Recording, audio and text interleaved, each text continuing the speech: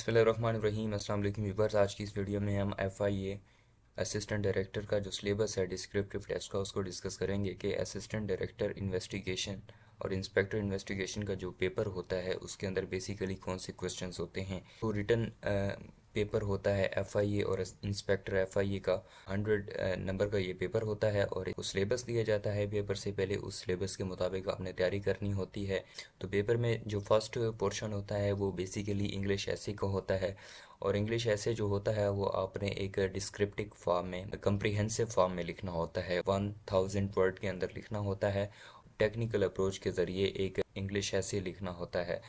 तो इसके बाद 30 नंबर का आपका करंट अफेयर होता है। करंट अफेयर में ये 23 का जो सिलेबस था उस नेक्स्ट पेपर होगा तो उसका सिलेबस भी ऐसे ही होगा क्योंकि पैटर्न पिछले कई सालों से यही पहले एक MCQ स्क्रीनिंग टेस्ट होता है जो कि 100 नंबर का होता है। अगर आप वो क्लियर कर जाते हैं उसके बाद आपका डिस्क्रिप्टिव टेस्ट होता है। इसके अंदर इंग्लिश ऐसे, नंबर 2 पे करंट अफेयर, नंबर 3 पे हमारे पास होता है पाकिस्तान अफेयर। तो सेकंड नंबर पर हम करंट अफेयर को डिस्कस कर रहे थे। करंट अफेयर ये 2023 का पेपर है। उसने 5 करंट अफेयर के टॉपिक्स जो थे उसने बताए थे। एक CPEC एंड पाकिस्तान था, दूसरा कश्मीर इशू था, Pakistan US relations, Afghan crisis था, basic economic fact related to Pakistan.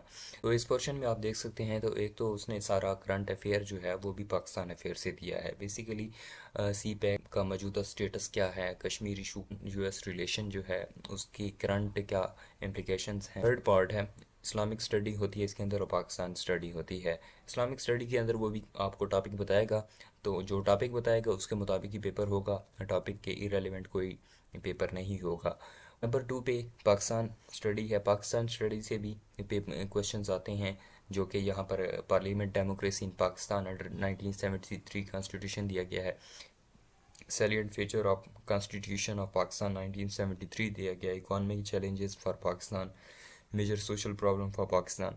तो ओवरऑल करंट अफेयर और पाकिस्तान अफेयर को देखें तो यहाँ पर उसने 3 से 4 चीज़ें मेजरली डिफाइन की हैं। एक तो वो पॉलिटिकल एस्पेक्ट्स के बारे में पूछ रहा है, पाकिस्तान के अंदर क्या स्टेटस है, इसकी हिस्ट्री क्या है, करंट स्टेटस क्या है और फ्यूचर इम्प्लिकेशंस क्या होंगे करंट हैं इस पेपर के लिहाज से।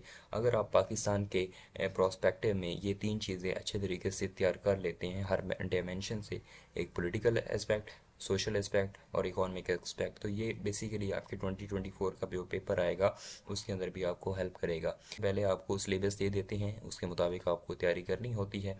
उसके अलावा जो रीडिंग से इस पेपर के लिए सजेशन की जाती हैं तो वो आपको दे देता है सिलेबस के अंदर। लेट्स सपोज यहाँ पर सीरियल नंबर 1 पे है पाकिस्तान एंड वर्ल्ड अफेयर। ये शमशाद अहमद की बुक है और अब पाकिस्तान में तकरीबन साल में एक बार इसकी वैकेंसीज आती हैं। तो